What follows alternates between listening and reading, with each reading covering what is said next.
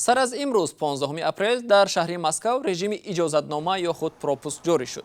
طبق اخباری رسیده تفتیش اجازتنامه های حرکت در پایتخت روسیه باعث تنبشوی ماشین ها در راه ها و مسافران پیاده در درآمدگاه های پایگاه های مترو و نقلیات جمعیتی شد.